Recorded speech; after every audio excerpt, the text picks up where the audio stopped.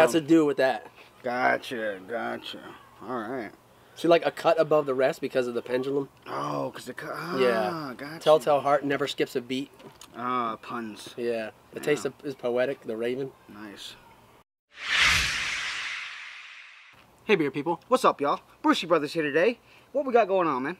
Today we have a special beer that just was released here in South Carolina. It's being distributed by Comer right now. All right. The company is Raven Beer. A buddy of ours, Steven, actually, was able to get us a few different varieties of their beer to try out so we could review them. Nice. And where are they out of? Baltimore? It's Baltimore, Maryland. Baltimore, Maryland. All right. So we got 4 beers that we're going to try out today. Various styles. We'll kind of run through each of them, just give you a little overview of what we think about this brewery. We're going to start now with the Pendulum Pilsner. That's a little double P action for you. It's a clean, dry, crisp Pils. Very drinkable. Like an American domestic, but it has a craft aroma, body, and taste you'd expect, unlike other Pilsners. This is a cut above the rest. So it's only 4.5% ABV.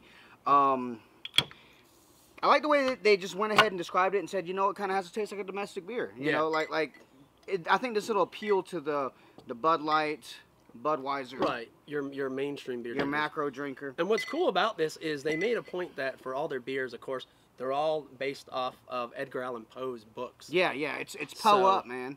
So like this one, the Pendulum Pilsner, they made sure to put the pendulums on the side of the beautiful of the glass there. Beautiful. So yeah, 4.5% ABV.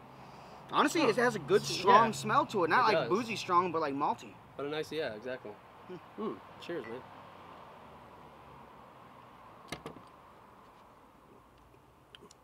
Pretty much just as advertised. Yeah, it's good though.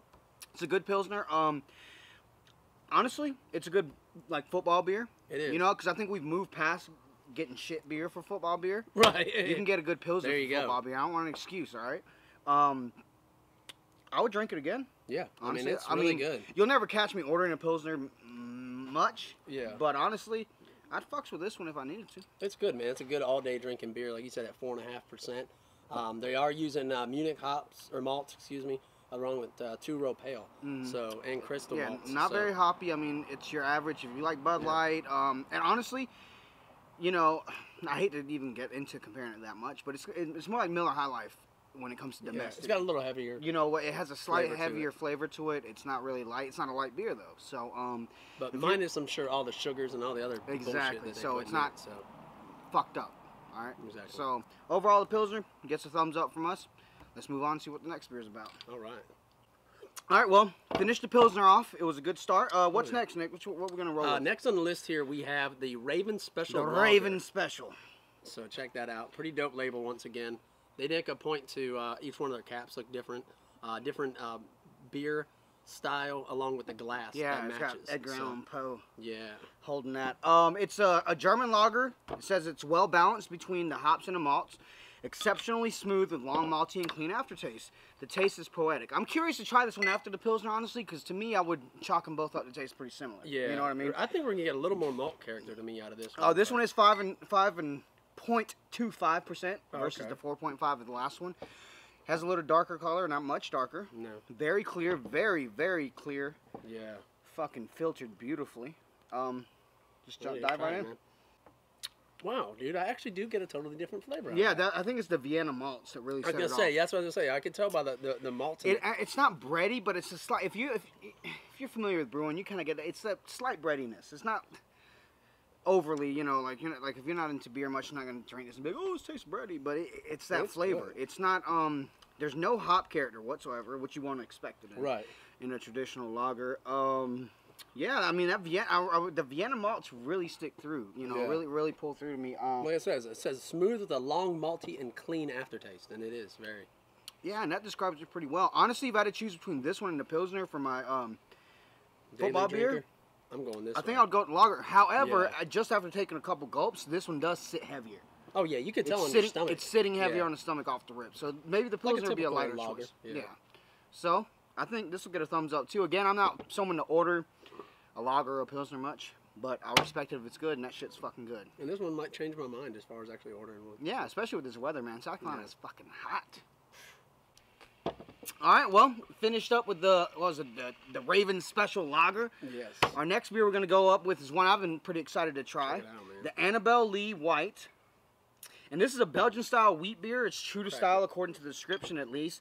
Lightly hopped, orange and coriander, which is always the go-to ingredients when it comes to classic wheat. Yeah.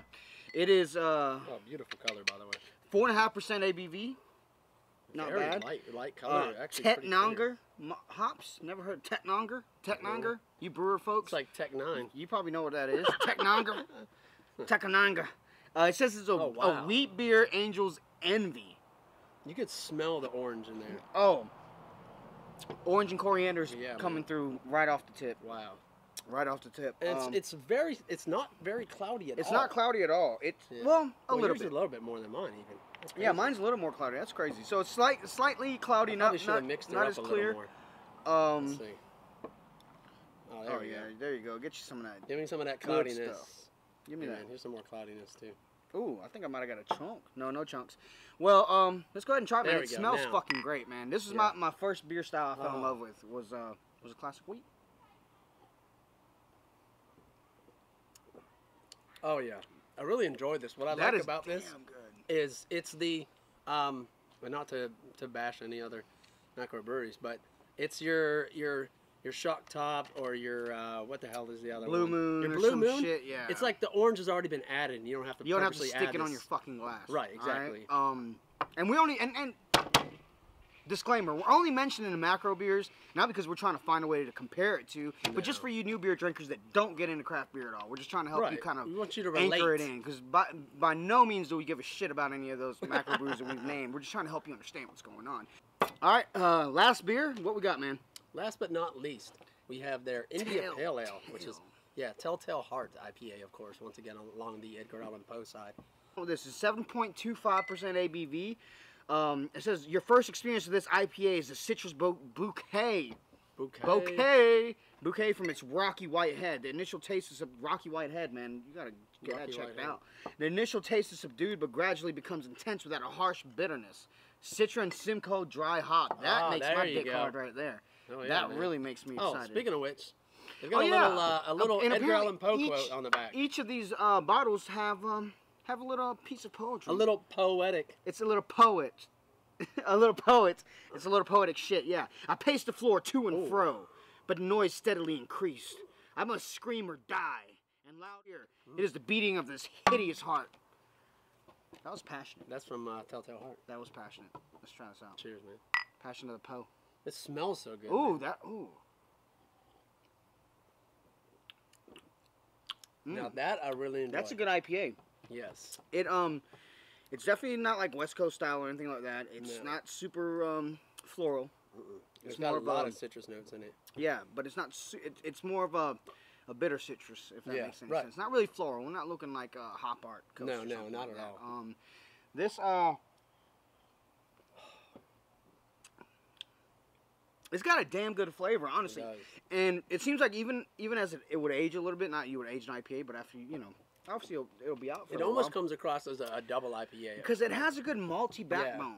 Yeah. You know, it is 7.25%. So it's up there. So it is up there. You know, so far, I'm really enjoying it, man. I think overall this might be my favorite thus far, because I'm an IPA guy. It looks like all these do come in 6-pack bottles, at least currently. And like you said, Comer is carrying them, which we love the guys at Comer. They're carrying our wonderful Mama's Mango Express we did at Benford. Quick plug on that. But shameless. Overall, I'd say we're pretty pleased with Raven Beer. Oh, yeah. The taste is poetic. Baltimore. Peace, Pints, and Poe. That's what it says on the back. Nice. That's Poe up, man. There you have it. So, official Brewster Brothers review of Raven Beer Company. Maybe you learned something, maybe you won't. Yeah, no, I was just about to say that. Fuck. Maybe you learned something, maybe you won't.